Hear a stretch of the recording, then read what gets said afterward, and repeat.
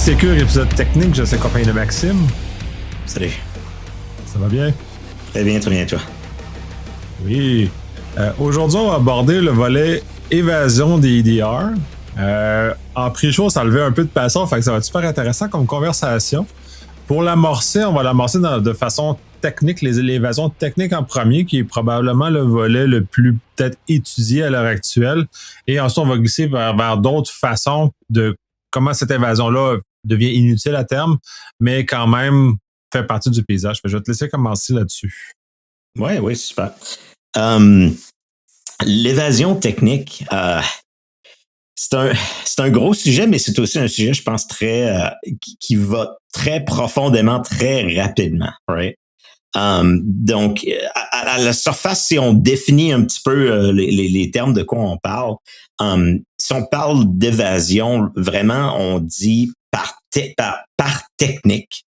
Donc, c'est pas une évasion, c'est pas de quoi de généraliser. Puis c'est ça, je pense, la deuxième partie qu'on va jaser.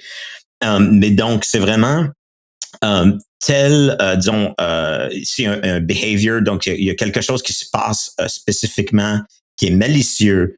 Et l'idée de l'évasion est de dire que le EDR ou l'antivirus, il y a un peu de distinction là, ne voit pas l'activité qui est là, qui vient de se faire. Je pense que je vais brièvement comme parler de la distinction antivirus puis EDR parce que c'est une différence assez importante dans ma tête, qui est de dire que parce qu'un antivirus doit opérer de façon 100% autonome, right?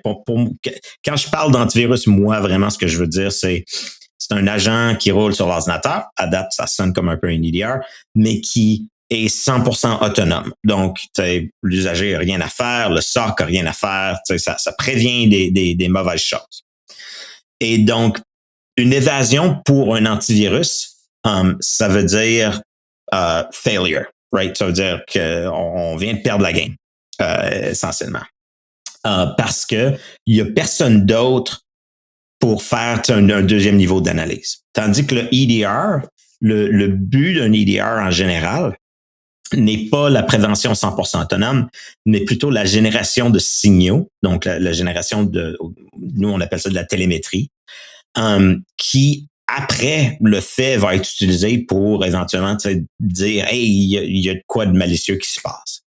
Et donc, quand on parle EDR, ben là, dans le fond, ce qu'on veut dire, c'est l'évasion d'un signal en particulier. Donc, je pense que si on prend, disons qu'on essaie de définir l'évasion la plus générique qu'on peut penser, ben, tu sais, qu'on pourrait définir. Je sais pas, pour moi, c'est l'archetype. Disons qu'il y a un document malicieux, il y a un PDF malicieux qui contient un exploit et l'usager double-clique dessus et il y a de l'exécution qui part. Donc, si on définit un petit peu comme le noyau du behavior, c'est ça, ben dans ce cas-là, l'évasion pourrait être, d'un point de vue surtout antivirus, ça serait, bon, mais il y a eu un exploit qui vient de se faire dans genre Acrobat Reader, potentiellement dans l'EDR aussi. Du point de vue de l'EDR, ben, il y a comme des signaux un peu en périphérie de ça, donc qu'on pourrait faire un call-out dessus qui serait donc oui, il y a eu un exploit, donc on a gagné de l'exécution de code dans le processus de Acrobat. Et potentiellement, en fait, c'est peut-être un behavior différent pendant que j'y pense, mais potentiellement, ce serait les activités que le processus fait maintenant. Donc, si l'exploit part, habituellement, quand il va y avoir un exploit qui va partir, l'attaqueur va essayer de assez rapidement pivoter en dehors de où est-ce que l'exploit vient de se faire, right? Si c'est Acrobat, tu viens de gagner l'exécution de code dans Acrobat, ben, tu veux pas que l'usager ferme Acrobat, puis là, ben, toute ta mémoire est partie, puis bon, ça sert à rien, tu sais. Alors, tu vas vouloir rapidement, je sais pas, écrire un exe sur le disque dans un auto-runs ou t'injecter dans un autre processus. Ça fait qu'il y a comme d'autres behaviors très, très, très proches de l'exploit. Et donc, on définit dans le fond que l'évasion est qu'on ne voit pas un de ces behaviors-là. Ouais, je vais rajouter par là-dessus, puis c'est ça qui est important, puis tu as déjà abordé une partie de ça, c'est que et la confusion principale, c'est que généralement, les agents IDR ont un antivirus inclus et la plupart des produits fonctionnent de façon hybride, c'est-à-dire qu'ils ont les deux et l'évasion de façon ce qui est largement publicisé et ce qui fait ce que les chercheurs réussissent à démontrer, c'est le volet antivirus principalement dans lequel ils vont frapper. Il y a d'autres choses aussi du point de vue EDR, mais du point de vue antivirus, c'est vraiment là où le plus gros du bruit. Et la confusion, parce que là, maintenant, les antivirus purs, ça n'existe plus. Là, ou, en tout cas, c'est encore plutôt rare. Là, c'est peut-être au niveau domestique, là, mais au niveau entreprise, ça n'existe plus. Ou je connais pas d'entreprises qui ont encore des antivirus, qui ont juste des antivirus. Maintenant, ils ont tout un EDR qui contient des structures de blocage de façon autonome. Puis j'aime bien ta définition parce qu'elle est très claire, d'opérations autonomes. Oui, c'est inclus dans les agents d'IDR, mais c'est pas la fonction d'origine d'un agent IDR.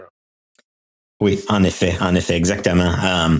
Puis je dirais que même si dans beaucoup de cas c'est combiné, ça vaut quand même la peine, c'est ça, de faire la distinction parce que l'évasion antivirus, ça va être une évasion très technique. Et dans ma tête, l'évasion EDR, c'est beaucoup plus par rapport au craft de hacking, dans le sens de c'est par rapport à comment dire ça, à l'opération ce qu'un hacker fait, ses activités et non pas comme un seul aspect technique. C'est intéressant aussi parce que l'industrie de l'antivirus est aussi une industrie qui est très spéciale maintenant. Il fut un temps où on avait plusieurs antivirus, mais j'ai trouvé ça fascinant quand j'ai appris ça. Mais de nos jours, à travers tous les vendeurs de produits de cybersécurité, il y a peut-être 3-4 engins d'antivirus. Et c'est tout, c'est partagé, c'est certaines compagnies qui font ces engins-là puis qui revendent à tout le monde. Alors l'antivirus, c'est ça, quelque chose de très ciblé spécifiquement pour, je pense que l'exemple d'un exploit, c'est un exemple parfait. Essayer de pogner un exploit quand ça arrive, c'est un signal qui est tellement de haute qualité qu'un antivirus peut vraiment s'attaquer à ça par rapport à d'autres signaux qui sont des signaux classiques EDR, mais tu sais que si tu ne sais pas l'environnement ou le contexte, ben c'est moins évident si c'est vraiment malicieux ou pas. Ben, le cas classique, ce que tu mentionnais, si tu as un peu comme mentionné, c'est genre tu as Outlook qui ouvre un message, puis pouf, tu as un exécutable qui s'en va. Ça, c'est une signature ou un signal qui est très clair que l'agent peut devenir autonome à terme et va l'exécuter sans voir. La réalité, c'est que au même titre que comme quand Microsoft a désactivé par défaut les macros, les malveillants se sont adaptés dans quelques semaines, les stratégies ont changé. Donc, c'est là la signature ou le signal qui était utilisé de type antivirus est devenu invalide en quelques semaines parce que ce chemin-là n'est plus utilisé. Et c'est là où tout l'avantage du EDR par rapport à l'antivirus commence à apparaître parce que l'antivirus est statique dans sa signature parce qu'il est autonome. Mm-hmm. L'EDR, il est dynamique parce que lui, il n'y a pas de signature au sens classique de ce qu'on pourrait voir au niveau des antivirus. Exactement. Et ça veut pas dire que l'antivirus est, comment dire, pas moins efficace, mais moins bon qu'un EDR. C'est pas du tout ça. L'idée, c'est que le but d'un antivirus est très différent. Dans ma tête, pour moi, l'antivirus, le but est d'éliminer du bruit. Donc, de faire monter le plancher de la sécurité dans la compagnie pour dire que ce que l'équipe de sécurité, ce que le SOC ont besoin de regarder, ben c'est pas toutes les petites affaires qui sont niaiseuses puis qui sont sur des millions d'ordinateurs dans le monde. T'sais. Ça, tu veux éliminer ce bruit-là pour que les équipes puissent faire du focus sur les choses qui sont plus avancées. Tout à fait. Ouais, effectivement. Puis c'est ça, enlever ça. Puis c'est tout le volet anti-exploit qu'on va retrouver sur les agents antivirus, EDR, ces affaires-là, tous ces volets-là qui bloquent des chemins, donc empêchent ces chemins-là d'exister, viennent justement limiter la capacité d'un attaquant de les utiliser facilement. Puis de mon expérience dans un SOC, c'est justement quand on les active pas, on a beaucoup de bruit. On active les anti-exploits, on retire énormément de bruit, puis là, on voit les attaquants plus sophistiqués, qui ont un peu plus de capacité. Quand l'autre va juste frapper dans le meuble, c'est super drôle parce que j'ai un cas spécifique où je l'ai vraiment vu parce que j'ai eu tous les signaux de l'EDR étaient tous là. Fait tu le vois rentrer, il ouvre le fameux courriel, toute la stratégie classique et il a downloadé son premier payload. Et là, tu le vois pendant à peu près une heure et demie.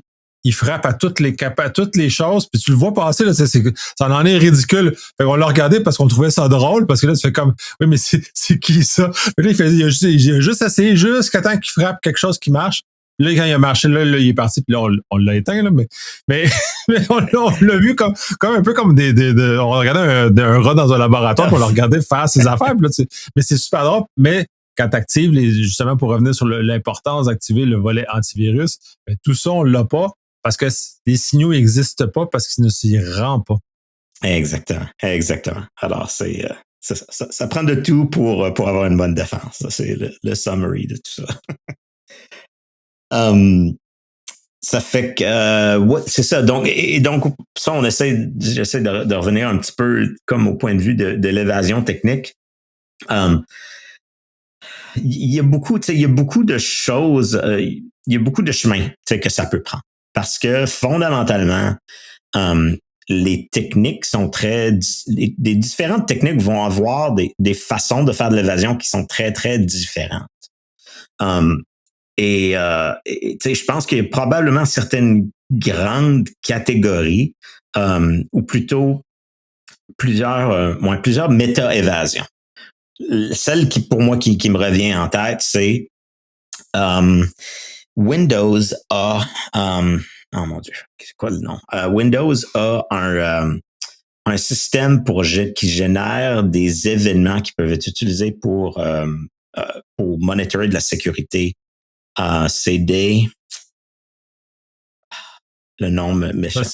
C'est pas Sysmon ou Defender que tu parles? Ouais, c'est ça. C'est Sysmon utilise ces API-là pour faire du monitoring de choses. Comme un des exemples de ça, c'est si tu veux faire du monitoring de DNS. Donc, sur Windows, Windows a ce qu'on appelle un resolver, un central resolver. Donc, quand un processus well-behaved, un processus donc qui est coopérant, veut résoudre un DNS. Donc, google.com, c'est quelle IP. Le processus ne va pas faire la résolution lui-même, il va passer à travers un processus de Windows qui, lui, est responsable de faire un cache et de faire les lookups de DNS. Et donc, si tu sniffes sur le réseau, c'est ça, si tu sniffes sur le réseau et tu regardes qui fait les résolutions, ben, tu vas voir que toutes les résolutions viennent du resolver. Et donc, tu n'as pas le processus original qui a fait la vraie demande de résolution.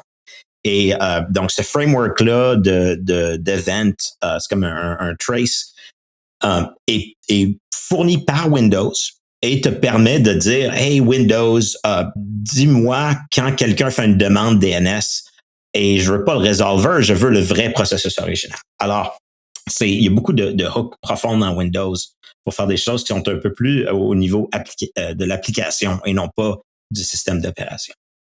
Bref, ce système-là peut être utilisé pour beaucoup, beaucoup de types d'événements et c'est assez facile à utiliser. Alors, il y a beaucoup de EDR et surtout des EDR, probablement certains antivirus qui vont l'utiliser parce que c'est un one-stop shop. C'est un endroit que tu peux tu peux prendre l'API puis recevoir tes événements.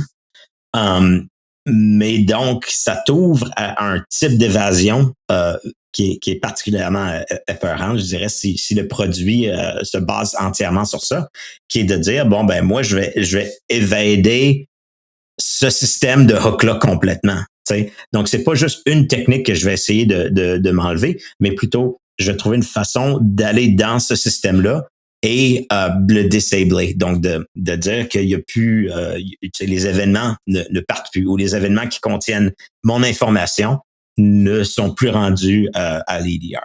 Et donc, ça, c'est un type d'évasion qui va avoir particulièrement un gros impact parce que ça va vraiment ouvrir, tu sais, pas juste une porte ou pas juste ouvrir une porte, mais ça va vraiment comme ouvrir toutes les portes à l'attaqueur à utiliser, ce qui est très critique. Sinon, bon, tu sais, il va y avoir quoi? Il va y avoir par rapport au hook, tu sais, des hook user mode, des hook kernel mode. Et honnêtement, des vrais hooks, il y en a plus beaucoup par les systèmes de sécurité parce que c'est le même mécanisme que les attaqueurs utilisent et Windows, il barre ça de plus en plus comme macOS, par exemple. Alors, de plus en plus, c'est pas des questions d'évader des vrais hooks qui sont faits par le processus malicieux ou par le processus de sécurité, mais plutôt des callbacks. Donc, un callback, c'est dans le fond un hook qui est officiel, que Windows dit très spécifiquement, hey, si tu veux voir les connexions réseau, ben, tu appelles tel API, puis tu t'enregistres de telle façon, puis je vais te les donner. Alors, c'est ça. Je pense que quelques techniques. Ouais, ben c'est ça, de façon classique. Puis il y a des sites qui spécialisent justement dans la liste des hooks que les différents antivirus vont utiliser. Et donc, incidemment, si le DLL n'est pas hooké par le produit de sécurité, ben, il y a une possibilité par un attaquant d'y passer puis d'aller faire des choses. Mais un peu comme on parlait en pre-show, c'est une chose de réussir à aller à contourner le DR, l'antivirus de cette façon-là. Mais c'est jamais suffisant pour mener une attaque complète. Et c'est là, quand l'attaquant va pivoter, ben, il y a d'autres places où il va frapper. Puis aussi, c'est amené l'aspect intéressant. Je le connaissais moins sur Windows. Je sais que Mac, c'était vraiment comme ça. Pour moi, tu t'enregistres au OS pour accéder. Puis même en plus, ce Mac Apple est très rigide sur la capacité d'obtenir la permission d'accéder à cet élément-là. En tout cas, il y a toute une petite danse du soleil à faire pour l'obtenir. Puis ben, je sais parce que j'étais au Objectif by Lucie l'an dernier et justement il y avait des personnes qui expliquaient tout cette danse du soleil là et c'est assez compliqué, fait que c'est pas facile d'y accéder à ces API là parce qu'en même temps ces API là retournent énormément d'informations qui sont très intéressantes du point de vue sécurité, mais il y a de moins en moins de tolérance au niveau Apple, puis probablement la même chose au niveau Microsoft, parce que j'en comprends, des accès directement à kernel. Ils permettent plus ce genre de choses-là. Si tu veux le faire, tu as un chemin, sinon tu n'as plus accès. Ouais, en fait, l'histoire est un petit peu différente dépendamment des plateformes, mais je pense que pour le décrire un peu de façon holistique, user mode sur Windows, c'est un free-for-all, right? Donc, à part quelques processus qui sont très protégés, il n'y a aucune protection entre deux processus pour lire la mémoire de l'autre ou écrire dans la mémoire de l'autre. C'est très, très, très minimal. Ce qui fait que les hook user mode, il y en a plus beaucoup. C'est très error prone, donc c'est facile de faire des erreurs puis de se mettre à cracher tous les autres processus. Et à la fin de la journée, comme il n'y a pas de protection, ben ça veut dire que l'attaqueur a autant d'accès que le défendeur dans ces hooks-là. Alors, en tout cas, moi, de ce que j'ai vu, c'est de moins en moins populaire. C'est pas comme il y a 10 ans où tout le monde et son chien avaient leur propre hook user mode dans tout, puis c'était l'enfer. Mais le kernel mode, c'est très différent. Et c'est là que ça devient différent des plateformes aussi. Donc, Windows dit on veut pas que les processus de sécurité fassent des hooks en mémoire et dans le kernel. Et la raison, c'est pour une raison de stabilité. Right? Stabilité, puis aussi pour une raison de se protéger contre les attaqueurs. Parce que si la compagnie de sécurité peut le faire, ben l'attaqueur potentiellement peut le faire aussi. Alors, c'est là que Windows te permet encore de loader dans le kernel, mais il y a beaucoup plus de protection que c'était dans le temps, justement, il y a 10 ans, où, tu sais, une fois que tu loadais dans le kernel, tu pouvais faire ce que tu voulais. Maintenant, il y a beaucoup de CRC, donc des checks qui sont faits sur la mémoire récursive. En tout cas, c'est un rabbit hole comme de discussion super intéressant, mais ça devient très profond, très rapidement. Et donc, Windows, ce qu'ils ont fait, c'est qu'ils ont dit, bon, ben, on va standardiser qu'est-ce qu'on peut hooker, dans le fond. Et c'est là que je dis comme un callback pour faire une différence, c'est à la place de moi aller écrire dans une adresse que je pense que c'est la fonction qui ouvre des sockets sur le réseau, ben, à la place de faire ça, ben, moi, j'appelle un API de Windows dans le kernel qui très clairement dit, ouais, si tu veux recevoir, tu sais, des événements de sockets qui sont ouverts, tu appelles ça, puis tu vas recevoir ça, tout est documenté, c'est tout beau, tout clean en théorie du moins. Et donc ça, c'est la saveur Windows. La saveur macOS, c'est une saveur qui évolue à peu près à tous les 6 mois. C'est l'enfer. Pour être quelqu'un qui doit regarder puis construire du logiciel sur macOS, l'enfer. Mais maintenant, aujourd'hui, leur stratégie est de dire on peut même plus loader dans le kernel de macOS. Donc, du tout. Eux, ils appellent ça des kernel extensions. Donc, il n'y en a plus du tout. À la place, ce qu'ils ont fait, c'est qu'ils ont fait un framework d'extension user mode. Donc, ça roule en mode utilisateur, mais protégé. Et donc, en tant que logiciel de sécurité, ben, je peux m'enregistrer à recevoir ça. Mais comme tu dis, ça prend 15 entitlements qu'il faut recevoir à travers 3 portails différents. Il faut saigner un check-in pour être capable de savoir comment faire. Puis en tout cas, nous, on a même eu des problèmes, nous, parce que quand ils sont sortis avec ça au début, puis c'était comme non, il n'y a plus de kernel, la stabilité, blablabla. Fait que bon, on move notre logiciel, on change notre logiciel pour qu'il fonctionne avec ça. Puis là, on paniquait des Macs. Donc, c'est l'équivalent d'un blue screen of death, donc le kernel qui mourait complètement. Puis, ben, on communique avec Apple, puis on leur dit, hey, tu sais, nous, on utilise votre affaire, puis on a vraiment triple vérifié, puis on utilise ça de façon correcte. Et puis, c'est Apple. Alors, donc, jamais, je pense que le mieux qu'on a reçu, c'est qu'on a reçu un email de quelqu'un qui nous disait, ah oui, c'est vrai, on dirait qu'il y a un crash. C'est tout. Pas de c'est nous, c'est un problème ou vous faites quelque chose de façon mauvaise ou rien comme ça. Mais genre 2 semaines plus tard, ben il y a eu un update puis là magiquement ça marchait. Aucune release note, rien. L'enfer. Excuse-moi, tu peux voir, tu viens de frapper que une corde. Oui, non, mais quand j'avais entendu le dude qui avait parlé de ça, Objectif de aussi l'an dernier, c'est à peu près le même genre d'expérience qu'il relatait, le fait d'être réussi. Je pense qu'il avait réussi à avoir l'entertainment qui l'autorisait, mais tu sais, ça a été, il dit, c'est hyper compliqué. Ils veulent pas que personne touche à ça, quand dans le fond, tout le monde devrait aller là. Puis au lieu d'aller des chemins d'autres, je pense que ça fait 2 ou 3 itérations du macOS qu'on a plus le droit de toucher à ça, parce que tous mes logiciels ont tous tranquillement droppé leur kernel extension avec le temps. Puis là, à l'heure actuelle, je pense que sur la version que j'ai là, qui est une version en retard, il y a plus 0.0 les fameux kernel extensions ne sont plus là. C'est toutes des API. C'est pas si stable que ça encore. Je parle pas de votre expérience non plus, mais même moi, comme utilisateur, c'est pas concluant. Mais il va falloir que j'aille. C'est pas encore concluant. Ils veulent bien faire, mais non.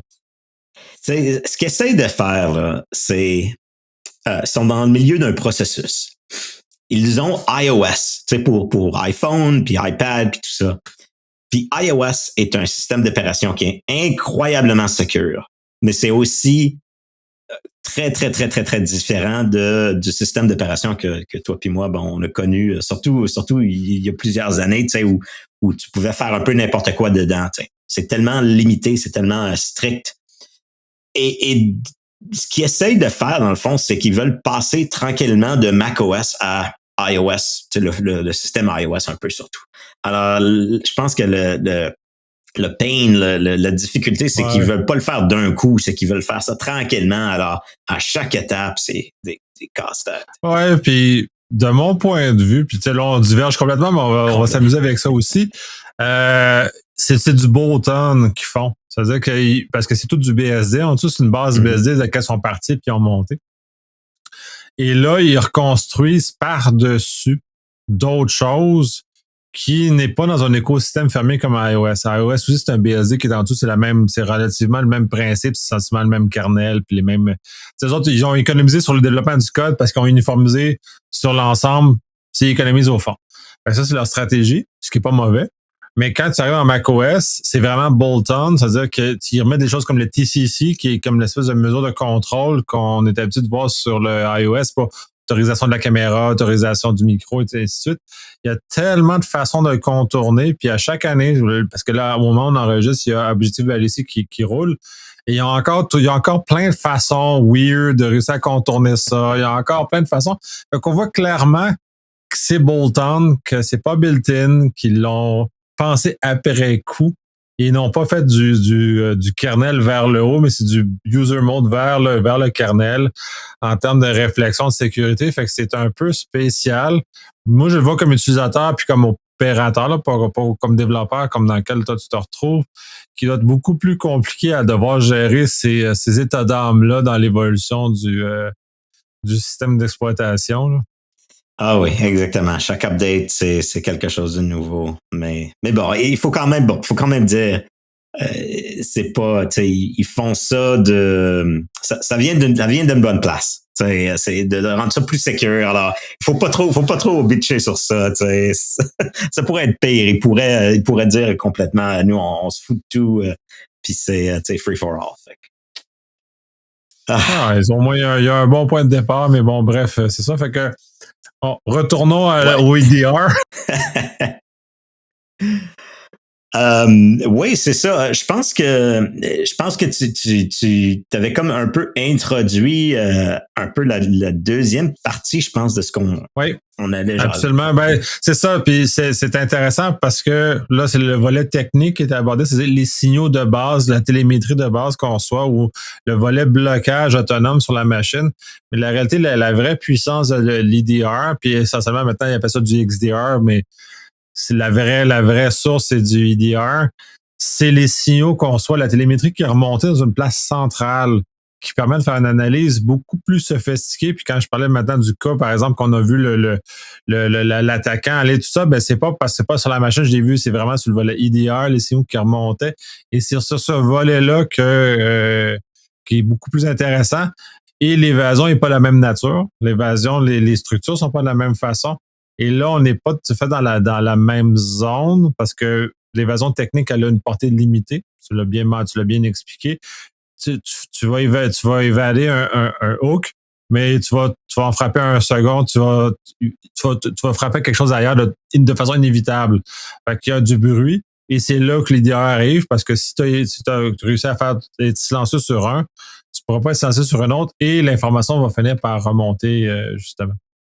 Exactement. Exactement. Je dirais que c'est l'évasion au point de vue du EDR, c'est par rapport à l'art du hacking dans ma tête. Donc, on prend un pas en arrière et on dit, comme le EDR n'a pas besoin d'être correct de façon autonome à 100% du temps. Là, ça ouvre beaucoup de possibilités. Et donc, si je décrivais un petit peu, disons, un attaque prototype, de quoi on parle dans le fond, c'est bon, si on parle peut-être du même exemple qu'on avait parlé, right? Donc, il y a un document, un PDF ou whatever, ou c'est un email Outlook qui drop un exécutable sur le disque. Et l'exécutable, bon, va faire un peu de reconnaissance pour voir où est-ce qu'il est. L'attaqueur va essayer de comprendre où est-ce qu'il est dans le monde. Il va peut-être chercher pour certains fichiers, peut-être c'est un peu de ça qu'ils font. Si c'est pour faire du ransomware, bon, ben peut-être qu'ils vont commencer à regarder est-ce qu'il y a des logiciels de backup qui sont enablés. Peut-être qu'ils vont essayer de disabler, d'arrêter ces logiciels de backup là. Peut-être qu'ils vont dire bon, ben je suis sur une workstation ou un laptop, de quelqu'un qui a pas rapport, puis moi je vais être sur le domain controller qui est dans des réseaux Windows, c'est des boîtes avec beaucoup de permissions, disons. Alors peut-être qu'ils vont dire bon, ben maintenant que je suis ici, je veux essayer de me rendre dans le domain controller. Alors ils vont faire des probes. Alors il y a vraiment beaucoup d'activités quand on prend un pas en arrière puis on dit bon, mais l'attaque de façon globale, c'est quoi? Et comme on est capable d'introduire du jugement ou des signaux qui sont plus complexes, qui n'ont pas besoin de se faire en 1 milliseconde sur la boîte, mais plutôt que tu peux dire que c'est un signal qui prend 10 minutes à accumuler, qui prend plein de sources différentes. Ben là, l'évasion, ça devient un cas que, bon, oui, il y a une évasion technique sur telle partie de l'attaque, mais il y a 15 autres techniques qui sont juste à côté, puis on en a pogné 10 des autres. Et donc, les chances sont que tu sois capable quand même de détecter ça. Et nous, ce qu'on voit, c'est que les signaux, comme un EDR, justement, ne fait pas ça directement sur la boîte, la plupart du temps. Bon, il y a souvent une partie d'autonomie, mais il y a beaucoup de ça qui est dans le cloud.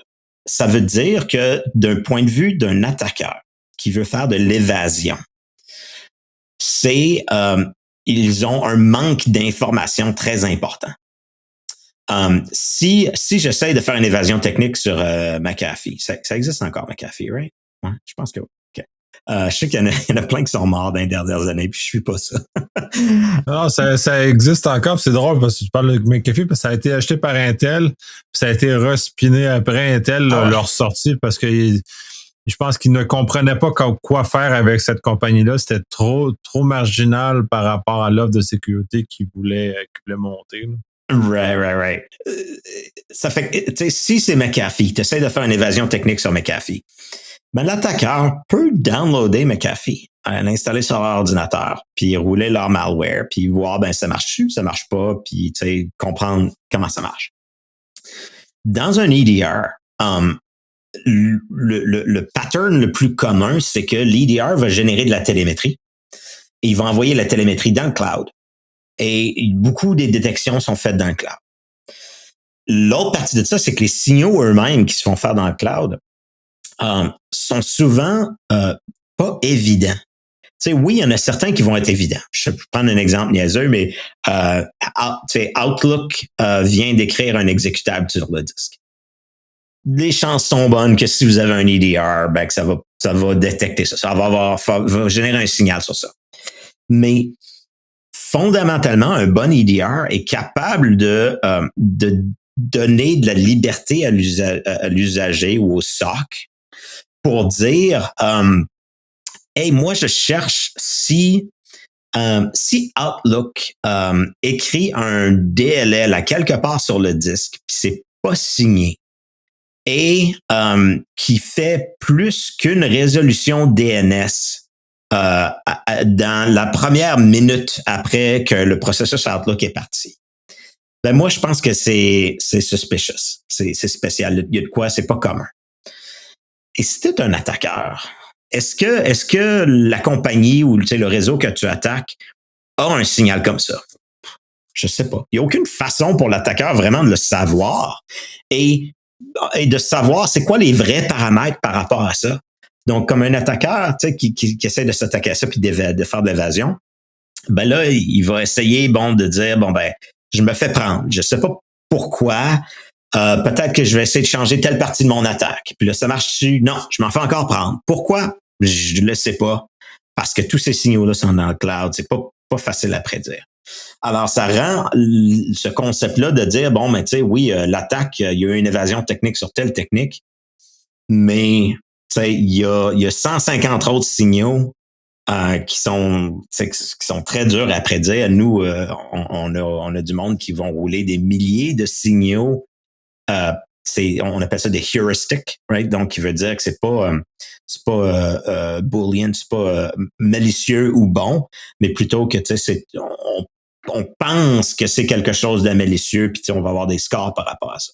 Alors, quand t'as 1000 signaux comme ça, pour un attaqueur, de dire qu'il faut qu'il soit capable de vraiment faire de l'évasion sur tous ces signaux-là, c'est très, très, très, très, très, très difficile. Ouais, ben effectivement. Puis de toute façon, quand on le voit dans les stratégies d'attaque, ils commencent à changer parce qu'ils suivent le marché. Comme il y a une plus grande pénétration sur le marché de DDR maintenant, donc incidemment, ils commencent à comprendre que les signaux les plus classiques, si les attaques éclairs sont repérés tout de suite et donc nécessairement, ils ont commencé à abandonner les attaques éclairs. Quoique j'en vois encore, puis ça me fascine toujours quand je vois une attaque éclair parce que tu as tellement le temps de l'attraper que clairement, c'est un groupe non organisé quand ils font ça. Normalement, ils ont toujours un délai, il y a toujours une latence entre l'entrée et ensuite la mise en action. Puis certains groupes plus sophistiqués vont entendre que l'entrée et le début est en genre 30 à 45 jours au minimum, justement parce que les logs ou les signaux qui sont dans l'IDR ne sont plus là au bout de 30 ou 45 ou 60 jours, tout dépendant. Fait que ils ont jugé que la plupart des gens utilisaient ces solutions-là stockées à peu près 30 à 45 jours. Donc, ils attendent la fin de la première phase pour partir à la deuxième. Et c'est emmerdant pour l'avoir vécu parce que tu ne sais plus tu sais pas où est où ton point d'entrée. Parce que ton point d'entrée a été assez invisible et justement, il a contourné la détection, puis il restait mort. Puis ensuite, tu as 60 jours plus tard, un début d'une attaque qui là est repéré parce qu'il n'est pas subtil. Mais quand tu essaies de retrouver ton système de ton patient zéro, tu vois absolument plus rien. Puis là, tu es comme, faut que je remonte l'ensemble de mon parc pour tuer parce que je sais pas où mon patient zéro. Exactement. Puis même là, tu peux penser que tu t'as éliminé tout le foothold de l'attaqueur sur le réseau. Mais comme tu n'as pas les logs à long terme, ben, tu sais pas qu'ils ont droppé un autre je sais pas, un stage zero, un autre bootstrap, dans le fond, quelque part d'autre dans le réseau qui est complètement déconnecté de leur attaque. Et en fait, ils ont encore une présence là. Puis le classique, c'est ça, tu t'appelles Mandiant qui viennent, je dis Mandiant, mais n'importe quelle compagnie d'ailleurs, là, c'est comme ça. Et tu sais, c'est ça, ils font la réponse sur le réseau, tout est bien, tout est fini. Un mois plus tard, même attaqueur repart sur tout le réseau parce qu'il avait laissé quelque chose d'un peu différent d'un autre endroit, puis ça avait jamais été pris. Ouais, c'est ça, c'est là où les stratégies d'évasion ont changé du volet pur technique à un volet, mais il y a quand même un peu de technique dedans, là. Mais elle n'est pas pure technique parce que le but de l'évasion n'est pas de genre je vais évader un hook machin. C'est de ne pas me faire prendre ma porte dans mon première entrée n'est pas attrapée. Et c'est ça qui est le plus important à l'heure actuelle, justement, pour que, exactement comme tu dis, que tu puisses, si on passe la balayeuse, ben que tu es encore là après, malgré tout, juste pour emmerder les gens. Ah oui, c'est l'art du hacking à 100%. Et c'est là que c'est intéressant de voir souvent des rapports en ligne qui vont parler de tel attaqueur qui sont vraiment avancés. Habituellement, ben pas toujours. Bon, c'est une généralisation, là, mais souvent, quand tu vas lire un rapport sur ça, la vraie sophistication, en tout cas. Sophistication, ouais. OK, c'est bon. Ne vient pas nécessairement du code malicieux que ce groupe-là avait, mais plutôt de l'ingénuité des hackers, puis de leur processus, puis de leur comment ils roulent les opérations, comment ils se cachent, et c'est fascinant. Ouais, c'est le volet le plus intéressant. Puis, en tout cas, niveau sophistication, moi-même, j'aime pas beaucoup qu'on utilise ça ad nauseam comme on a tendance à le faire, là, parce que la plupart des attaquants ne sont pas sophistiqués. C'est juste les défendeurs sont pas bons. Il faut nuancer entre les deux déjà là. Mais quand on frappe des cas plus, ouais, c'est parce que j'en vois, ouais, j'ai un APT. Ouais, non, mais calme-toi, c'est juste que t'as pas regardé tes logs. Là, c'est pas l'attaquant qui est sophistiqué, c'est toi qui l'es absolument pas suffisamment sophistiqué. Mais ça, c'est un autre débat. Mais quand on arrive dans justement des cas comme ça, la première, c'est la patience. La patience est énormément, mais c'est pas les groupes de jeunes. Tu sais, j'en ai vu un, là, tu sais, ça fait quoi, 2, 3 semaines, j'en ai vu un, là, mais il est rentré, il a volé une session M305, puis il a lancé 15 000 courriels d'un coup.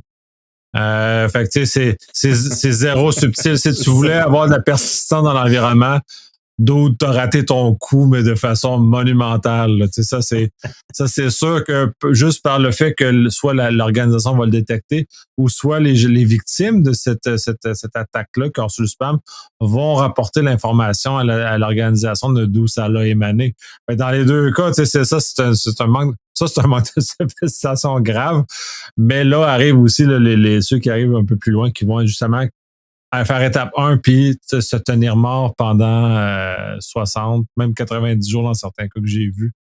Ils sont très patients là, tu sais, dans ça, puis je vais faire un aparté sur le bug MSA qui est sorti pour Microsoft, là, le fameux la fuite de la clé principale. Puis je trouve l'attaquant très patient parce que si j'avais réussi à avoir ça dans les mains, moi j'aurais fait la danse de la victoire. C'est sûr, je me serais déclaré, il m'aurait retrouvé tout de suite parce que j'aurais vraiment fait la danse de la victoire. J'aurais pas été capable de me retenir du plaisir d'utiliser une clé aussi puissante que celle-là. Fait que kudos à l'attaquant d'avoir été justement de contrôle de pas utiliser une attaque aussi puissante que ça dans un délai très court. Mais bref, retournons justement l'évasion plus sophistiquée dans le volet IDR. Ouais, en fait, j'ajouterais un peu sur ce que tu as dit aussi par rapport au log qui est c'est important d'avoir des logs à long terme et c'est important d'avoir assez de logs. Et c'est un sujet difficile parce que souvent ça coûte cher de garder ce log-là. Mais vraiment, je pense que c'est quand même important de mentionner que à la fin de la journée, si on n'a pas les logs, il n'y a pas de façon magique de savoir qu'est-ce qui s'est passé. Alors, il faut mettre l'emphase où est-ce que ça va. Nous, c'est exactement pour ça, nous, en tout cas, on s'est dit dès le début, comme nous, on va faire 1 an de rétention parce que on savait que, bon, tu peux toujours être plus un jour, mais au moins, 1 an, si l'attaqueur, ça lui a pris 1 an à vraiment se déplacer dans le réseau, bon, ben, ils l'ont mérité, là. Mais à la fin de la journée, c'est ça, ça prend des logs. Il y a aucun silver bullet. Oui, tout à fait. Puis je pense que quand je nommais le 30-45 jours, ça se base sur les logs conservés par Microsoft. C'était vraiment essentiellement ça où les attaquants se sont collés sur la conservation standard de Microsoft pour définir la ligne où les logs allaient être perdus, comme il y a aussi, je pense, c'est dans la structure de gestion de code chez Microsoft aussi, c'est la même chose. Je pense au bout de 30 jours, l'historique a disparu. Fait que là aussi, c'est une autre stratégie que les attaquants se sont adaptés. Ils ont vu, OK, par défaut, c'est 30 jours. Ben, on injecte un code. On attend plus que 30 jours pour que ce code-là devienne le code le plus vieux de la source de code. Et de lors, on est capable d'aller plus loin.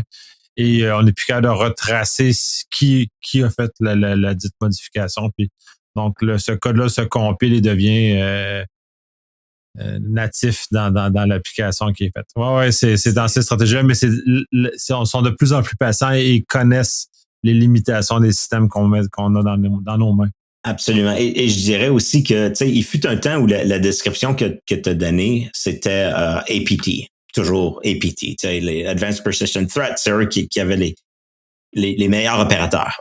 Mais de nos jours, il y a beaucoup de crimes, d'organisations de crimes organisés comme ça qui font différents types d'attaques et qui sont très bons eux aussi. Alors moi, en tout cas, moi, avoir vu comme la transition, je trouve que ça fait peur parce que maintenant, tu peux pas juste dire bon ben moi, tu sais, le CIA est pas après moi, alors j'ai pas besoin de me préoccuper de ça.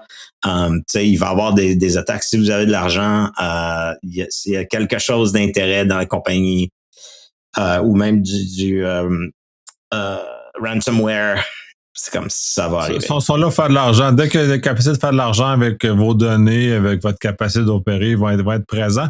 Je trouve ça intéressant. Puis je vais faire justement un pointer vers la conférence d'Olivier Bilodeau et Andréane Bergeron, qui ont fait d'ailleurs au DEFCON et au Black Hat et au GoSec. En tout cas, la tourne un peu partout. C'est sur l'analyse d'une espèce d'un hypothèse RDP qu'ils utilisent. Et l'analyse qu'ils ont faite et la présentation qui l'accompagne est très intéressante parce que justement, ils démontrent à quel point les attaquants découpent les étapes. Fait que l'étape du dropper, celui qui est le premier ou le recon qui s'installe, c'est une étape 1. Et ce qui fait que quand je parlais de la danse de la victoire tantôt, ben la réalité, c'est que celui qui a fait la première étape n'est pas la même personne qui utilise le code qui a été trouvé ou l'élément de persistance. Ça fait que c'est plus la même personne. Fait que c'est revendu, c'est des stratégies qui sont très découpées, qui sont très représentatives de comment on aborde les TI en général. Donc, on est très silo, on est très fermé. Mais les attaquants font exactement la même chose. C'est tous des silos. Fait que là, celui qui drop, puis s'il se fait pas attraper, mais va revendre ça à quelqu'un qui va, puis probablement pas par accident, il n'a pas réfléchi sur 30 jours. C'est juste parce que le cycle de vente, puis ça se rend, prend probablement 30, 45, 60 jours.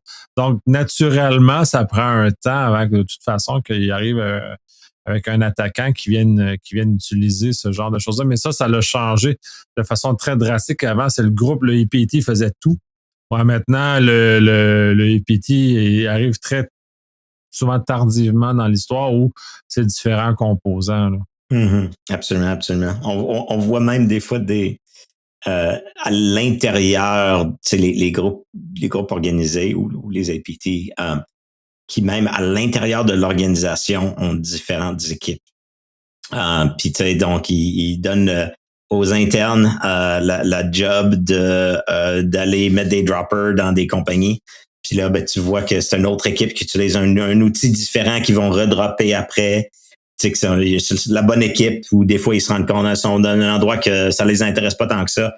Puis là, tu vois qu'ils donnent ça à l'équipe B. Puis là, l'équipe B, c'est eux qui font des fautes quand ils font des commandes, puis tout ça. Ça fait beaucoup de sophistication. Oui, ça a beaucoup changé. Oui, effectivement, c'est très intéressant. C'est très intéressant. D'un point de vue analyse, parce que nous, on est de ce côté-là, qui est de regarder voir comment ça l'a vraiment beaucoup évolué dans les dernières années où c'était justement des éléments plus personnalisés, plus custom qui étaient développés. Puis ça m'a fait penser que toute ton analogie des antivirus, genre, t'as 3 moteurs principaux qui sont juste revendus. Ben, on a la même chose au niveau des malveillants. On a les mêmes moteurs de malveillants comme Emotet, Quackbot, Trickbot, par exemple, qui était dans le plus fort de ce que j'ai travaillé dans un SOC qui était très actif. Ben, c'est tous des modèles qui sont rachetés ou qui sont réutilisés par des groupes. Puis le groupe 1 qui fait Emotet, ben, loue ensuite ce que Emotet a fait. Puis bref, tout ça s'enclenche comme par la suite, ils sous-louent les capacités de l'autre. Fait que puis ils développent pas tant. C'est ça aussi, les autres, ils sont très paresseux, fait qu'ils développent pas tant. Non, exactement. Si ça marche, pourquoi rajouter, tu sais? Alors, ça fait oui, oui, effectivement, ben, ça c'est une question de rentabilité, là. Ils essaient de faire comme n'importe quelle compagnie capitaliste, d'extraire le maximum d'argent du moindre effort possible, là. Fait que c'est un peu cette stratégie-là. Puis anecdote, puis ça doit se passer, commencer des signaux que vous devez commencer à avoir. Le vol de jetons M305 avec Evil Jinx, par exemple, qui est le meilleur moteur. Puis ce qui m'a fasciné, puis j'ai vu une présentation cet automne là-dessus, c'est que Evil Jinx est sorti en 2017. et son uptake réel par les malveillants commençait en 2022. Wow.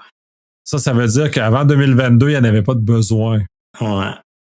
C'est ça aussi que ça veut dire. C'est fou, hein? Oh, aïe, aïe, aïe. Puis honnêtement, c'est un bon,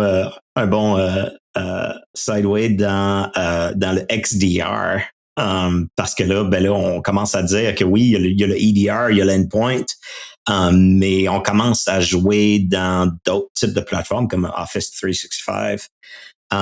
Et donc, c'est là que tous les concepts qu'on vient de parler, dans le fond, s'appliquent encore, bien que ce soit dans un cloud platform comme Office.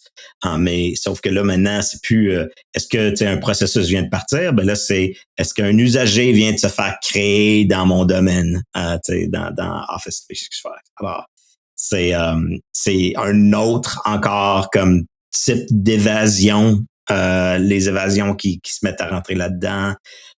Puis c'est des techniques qui sont très différentes en même temps, du point de vue où toutes les plateformes cloud maintenant ont tellement beaucoup de profondeur, ils ont tellement beaucoup de systèmes différents. Je sais pas je connais pas Azure particulièrement profondément, mais tu peux créer un compte, puis tu vas avoir certaines permissions, puis tu peux avoir un autre compte qui a une certaine permission pour impersonnifier tel autre compte. Puis il y a beaucoup, beaucoup de complexité dans tout ça.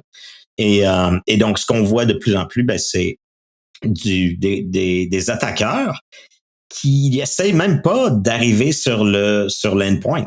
C'est même pas Windows, c'est à quoi ils s'attaquent. Ils vont aller directement vers le cloud et ils vont trouver des façons très ingénieuses de se cacher dans des configurations de Office 365, qui est en tant que défendeur. C'est une nouvelle façon de penser, c'est une nouvelle surface d'attaque que je dirais il y a 5 ans même, c'était pas le monde n'y pensait pas beaucoup, et maintenant on voit que c'est une très grosse affaire. Oui, tu sais, ce genre de choses-là, mais il reste encore, puis c'est ça, c'est ça qui est fascinant, c'est que le vecteur d'attaque principal est les courriels. Et comme les courriels sont ouverts en général sur le desktop, c'est là devient on revient toujours au fait que le endpoint il devient quand même l'espèce de point de rebond principal pour arriver à ça, mais on n'est plus dans un contexte comme on était il y a, disons, 10 ans où on devait capter probablement 100% des signaux sur le poste pour réussir à avoir une intervention efficace, quand là, on peut se concentrer sur les vecteurs principaux, dont le courriel. C'est pour ça que maintenant, les règles standards, on parle de Outlook, ben, la règle standard, c'est justement Outlook qui démarre un exécutable, ou un Word qui démarre un exécutable, sont des patterns très standards qui sont encore en utilisation de nos jours. Ça fait au moins 5 ans que ça existe, c'est pas plus. Ils sont encore standards parce que ça fonctionne encore. Et c'est encore le endpoint qui sert de tremplin vers l'info nuagique. Puis souvent, parce que l'attaquant va présumer, puis là tu parles de M365, que la machine corporative, elle est de confiance et va permettre de rentrer plus vite dans le cloud M365 dans ce cas-ci, qu'une machine, un Kidam, quand on arrive de l'extérieur comme ça. Fait qu'il reste toujours quand même une zone qui me semble très importante, mais là, on embarque dans du XDR, c'est-à-dire que tu combines ton endpoint avec les autres logs. Puis, à mon avis, c'est la contribution du EDR au changement de paradigme qu'on a en sécurité, où avant, on avait des CM, on avait des logs, puis là, c'était tough, puis là, ça faisait mal, puis on n'aimait pas ça, à un environnement où maintenant, on est plus... on traite des signaux, c'est-à-dire qu'on traite de l'information prédigérée davantage. Et ça nous vient vraiment des EDR qui ont popularisé cette façon d'approcher les logs de sécurité qui étaient avant pas très agréables. Maintenant, sont comme sont pré-mâchés comme les EDR font. Oui, non, exactement. Et je pense que ça revient, je pense, à un sujet dont on a jasé la dernière fois, par rapport à le detection engineering. Et c'est vrai que c'est quelque chose qui a vraiment été amené par le EDR. Et c'est cool de voir qu'on est capable de continuer ça dans le XDR puis dans toutes ces choses-là. Yeah, c'est cool. Mais ça ramène au niveau de l'évasion, puis là, je vais boucler là-dessus pour l'évasion, parce comme d'habitude, on a dévié sur d'autres choses. Au niveau de l'évasion, au niveau peut-être plus conceptuel, puis c'est là où ça vient, c'est que ça repose également sur les équipes. Et c'est là où on est dans un contexte où on a moins d'automatisme. Plus on aborde dans le conceptuel, moins on a d'automatisme. Donc, c'est un peu plus difficile et là, ça devient l'élaboration. Tu parlais justement, l'attaquant ne connaît pas les règles. Il faut que l'organisation soit capable de concevoir des règles ou des capacités de détecter qui est propre à leur environnement.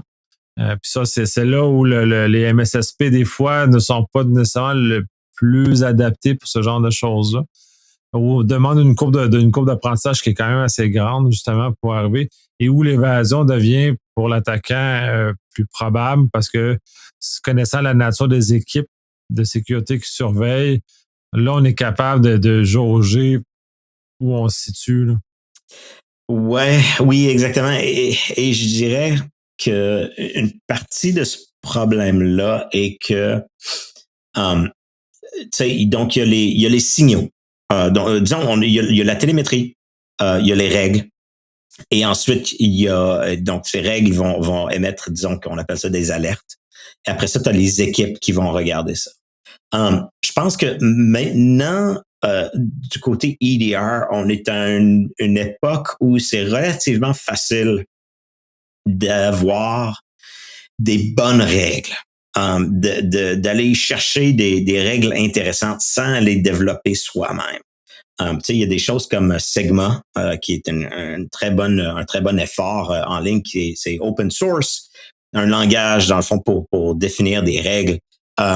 Et donc, c'est relativement facile dans la plupart des plateformes d'aller chercher ces règles-là et les appliquer.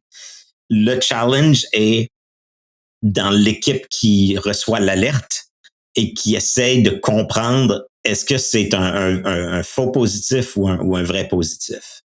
Et c'est là que, oui, les MSSP, c'est vraiment là qu'il faut que le MSSP, mette l'effort pour ne pas juste discarder, juste ignorer des choses, mais vraiment être capable de faire l'investigation.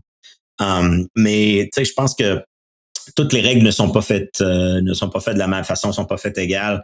Je pense que maintenant, de nos jours, avec des choses comme Sigma, il y a beaucoup de règles que une équipe qui est bonne, sans être incroyable, peut utiliser et avoir des bons signaux de ça qui n'ont pas besoin de trop d'investigation. Ou au moins qui sont capables que oui, il y a une investigation pour répondre à l'incident, mais qui sont capables de voir assez rapidement s'il y a quoi de malicieux ou pas. Je pense qu'on est beaucoup mieux qu'on était, disons, il y a 5 ans de ce point de vue-là. Ouais, je confirme, les outils ont changé beaucoup depuis 5 ans, depuis mais j'ai fait mes premières armes dans un SOC, là, SOC moderne. Oui, les EDR ont beaucoup changé, ont beaucoup évolué. Les règles sont plus complètes, demandent moins d'ingénierie. Mais quand on parle d'évasion, puis on parle justement de techniques de hacking, les règles sont genre pas suffisantes par elles-mêmes pour agir. Et c'est là où la qualité de l'équipe ou du MSSP qui va avoir une influence très importante sur justement la capacité d'amener. Puis tu l'as pas nommé en ondes parce que puis je trouvais ton point très intéressant. C'est l'objectif du IDR, c'est d'arrêter l'attaquant, pas d'arrêter l'attaque. Et la nuance est très importante parce que on a été habitué par l'antivirus on arrêtait l'attaque, mais l'IDR n'est pas fait pour arrêter l'attaque, mais fait pour arrêter l'attaquant.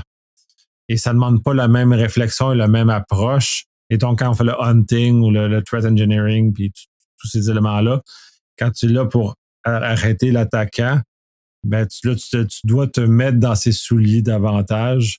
On est dans une autre zone complètement.